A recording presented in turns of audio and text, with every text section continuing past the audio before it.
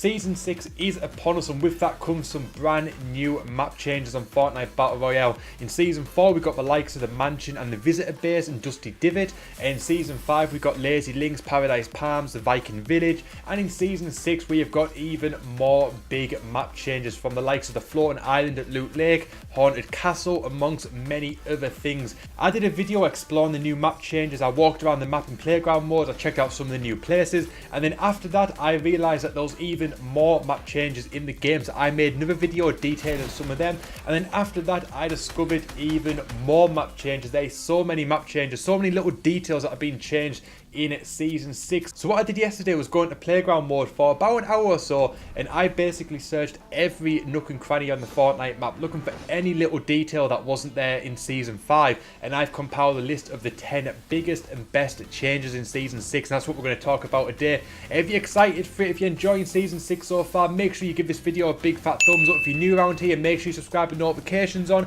click the subscribe button, click the notification bell, and click all. That way you'll never miss out when any Fortnite content goes live on the channel. And also in the comment section, let me know what you're enjoying about Season 6 so far. Are you enjoying the new map changes? What do you think of the Battle Pass? What's your favourite skin from the Battle Pass?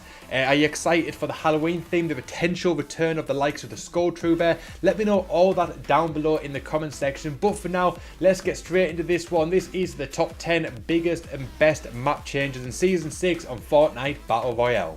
Now, coming in number 10 is a really subtle change, but a really cool one. When Fortnite first teased Season 6, they posted an image of the DJ Yonder skin, the first level 1 skin from the Battle Pass.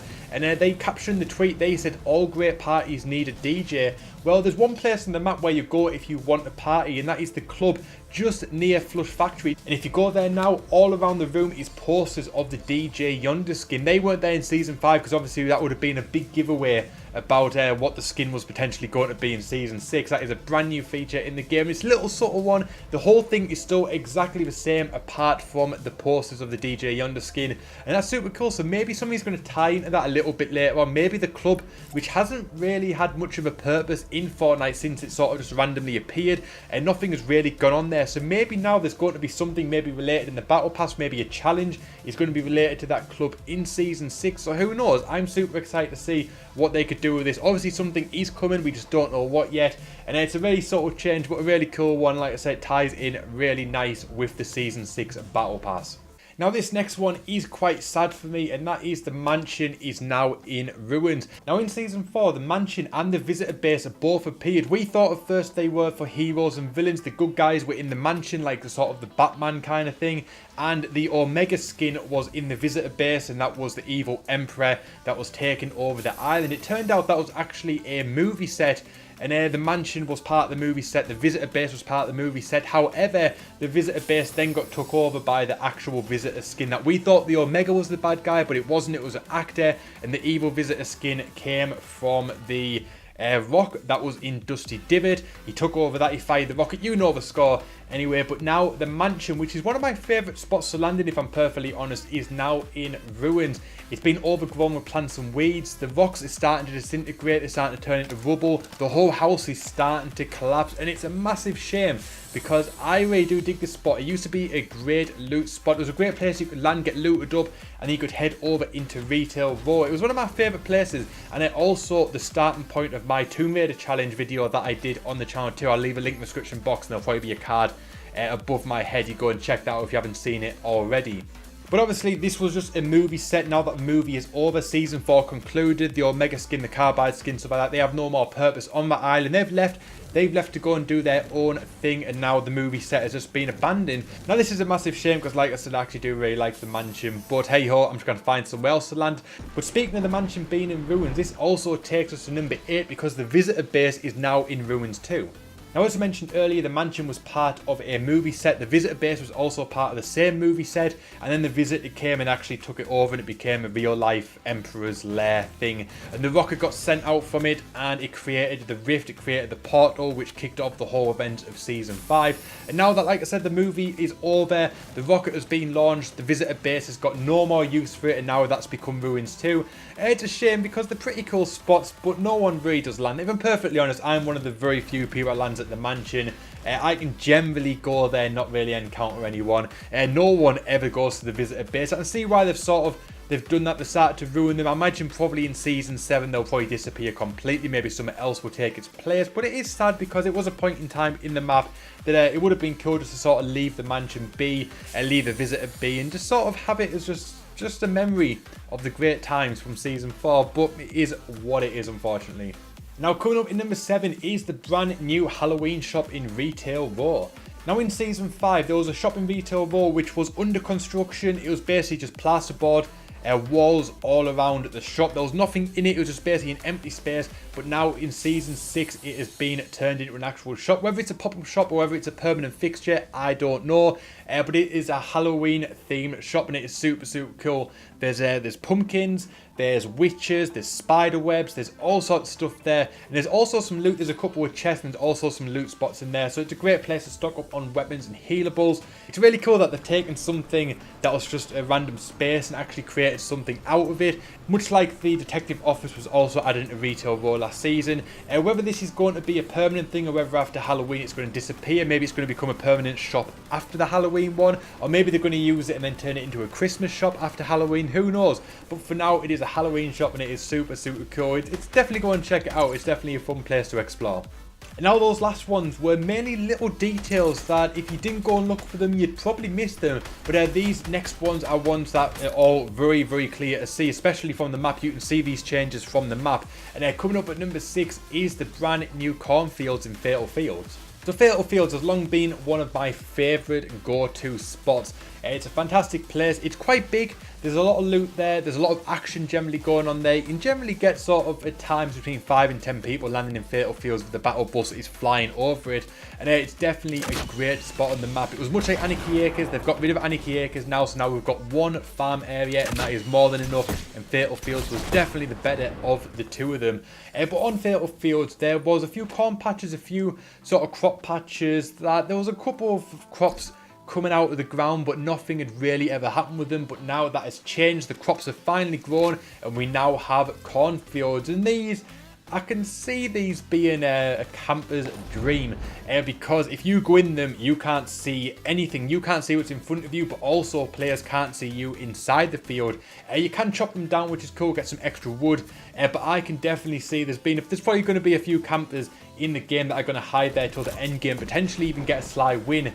Like I said, it's a camper's dream, and I know one day I'm going to be walking past those cornfields and someone's going to come out and snipe me from it, and that is going to annoy me so much. It's bound to happen, I guarantee it. But it is a big map change. You can actually see it from the mini map. If you look at Fatal Fields, you can actually see that the cornfields are now there. It's a cool new feature that wasn't there in Season 5. Now, coming in at number 5 is the brand new rune locations. During Season 5, a cube magically appeared out of nowhere, and it basically spent the latter part of Season 5 travelling around the map, and every now and then it'd leave little runes on the floor. It'd leave an anti-grav sort of force field like thing, and now in Season 6 they have turned into this whole brand new rune space, where you've got the rune symbol on the floor, and around it you've got these shadow stones which turn you invisible, and you can traverse the map even faster. No one can see you. Really cool item. I'm not a massive fan of them, but every season we do get a brand new sort of feature. In Season 4 we got the hot rocks, which allowed us to sort of jump around and not take fall damage. In Season 5 obviously we've got the rifts, and now we've got the shadow stone. It's a huge map change, which is why it's at number 5. It's not something I am personally a fan of. I think they're cool items, but they definitely leave a lot of room for some pretty sly players. And also there's been a few issues with them already in Season 6 where people haven't been turning back into the visible state, and they've been able to go around the whole of the game with just the gun being visible and taking everyone out. So they definitely need a lot of improvement, but I think as an item it's a huge change in the game, and hopefully they'll play into some sort of bigger picture in Season 6, but only time will tell. Hopefully they also disappear after Season 6, because like I said, I'm not a fan of them, but it's a big map change, and that is why it is number 5 on this list. Now, coming at number 4, the Wailing Woods bunker is finally open.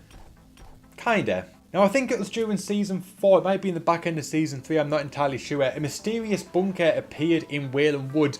You couldn't open it, there was no way to access it, there's nothing inside it, it's just some grass and some walls, but nothing was ever built by Epic in this bunker. Well, now in Season 6, There is a bunker in Wailing Woods, but it's not that one. So in Wailing Woods, there was a maze type structure that was in the middle of it. It's a good loot spot. There's always about 5 or 6 different chests in this section, but now that has been removed and replaced with a full bunker system in the middle of Wailing Woods. It's big massive underground base. I don't know what it's going to be used for, whether there's going to be some kind of like apocalypse situation where people are evacuating into it. I'm not entirely sure, but it's a super cool feature and one of the biggest map changes of Season 6. And like I said, the bunker, the original bunker still isn't accessible. Maybe they gave up on that, and maybe that's going to come into the story a little bit later on. I'm not entirely sure. But if you haven't already, I know not many people land in Wailing Woods, so you may have missed this one. I missed it when I did my original exploring for the map changes video. I actually had to make a second video about Wailing Woods because I discovered it a little time after that. So if you're not the sort of person that lands in Wailing Woods, which let's face it, most of you don't land in Wailing Woods, definitely do so next time you're playing. Go and check out these new changes, because in addition to the bunker, there is one more huge map change, and that takes us to number 3. So current number 3 is the brand new houses in Wailing Woods. So with the addition of the bunker in the centre of Wailing Woods, in the north, east, south and west of Wailing Woods as well, there is brand new wooden houses, which also have their own bunker system, which is pretty cool. It's definitely going to link up to something throughout the course of Season 6 into Season 7, I'm pretty sure. For now, we don't know what, but there's a reason why all these Wailing Wood houses have bunkers. Maybe other houses are going to get bunkers too. Maybe they're all going to sort of connect into some sort of tunnel system. I'm not entirely sure, but there is a lot more to do in Wailing Woods. Now, this is really cool because no one ever really goes to Wailing Woods, but personally, I really enjoy Wailing Woods. It's a great loot spot, and if you get some action in there, especially at the end game, it can be really, really entertaining. It's surprisingly frustrating though, because quite often when you're trying to sort of escape or using a launch pad, you bounce into a tree, it ruins your play. I've lost many games in Wailing Woods because I haven't been able to get away from the storm. Maybe I've tried to use a launch pad, hit a tree, got caught in the storm, stuff like that. It's super annoying, but it's also a bit of a challenge. That's why I love Wailing Woods. So if you don't land there, maybe do so next time you're playing there. Check out these new spots, because like I said, the bunker system has got to be more to it, and I'm sure it will all become apparent over the course of Season 6 going into Season 7. Now coming in at number 2 is the brand new Haunted Castle at Haunted Hills. Now, it was long rumoured that a castle was going to be appearing in Season 6 on Fortnite Battle Royale, and those rumours were absolutely true, because at the top of Haunted Hill, there is now a huge, huge castle there, and it's super, super fun. I actually got my second win of Season 6 at the castle. Well, it was a little bit down from the castle. I got a few kills at the castle, went up to a hill by, and then won the game there. But it was my first time really exploring it in an in-game situation. I had a lot of fun. Haunted Hill's always been a great spot for me. It's a shame no one lands there, because there's so many buildings, there's so much loot, that if many people land there, you can have a lot of fun, but sadly people don't. So hopefully this Haunted Hill Castle will now give people a new reason to go to Haunted Hills. I really hope that's the case, because it's one of my favourite spots. I know I seem to like all the places that no one goes, and that's because I think they have really, really underrated and undervalued spots. There's great loot there. There's great places to build, there's great places to hide, stuff like that. I think there's a lot of potential in these places. It's a shame people's landing sort of tilted and retail, but I think if people gave these places a chance, I think they could become a really great spot and people could have a lot of great fun in them. But now, like I said, you've got another reason to go to Haunted Hills. Definitely go and check the castle out. It's big, there's lots of places to navigate underground, above ground, corridors, hallways, stuff like that. There's a lot of places in this castle. Definitely check it out, it's a lot of fun. Now coming at number 1, of course, is the brand new floating island at Loot Lake. At the back end of Season 5, the cube finally made its way over to Loot Lake. It went into Loot Lake. It kind of looked like it disintegrated into it and turned the entire lake into one massive bounce pad. But it appears that the cube actually went under Loot Lake. Didn't disintegrate, it just went underneath it. And then at the start of Season 6, it caused the house in the middle of Loot Lake to rise up into the air. Now it's basically just a floating island. And this is so cool. Beneath it is some kind of like force field jet stream thing. It's like there's a cyclone black hole thing that looks like it's sucking everything into it, but it's not. It's actually pushing the island up and keeping it afloat. And if you jump into that sort of stream, you fly up as well. So you can get from the bottom to the top really quick, the bottom to the top to the bottom.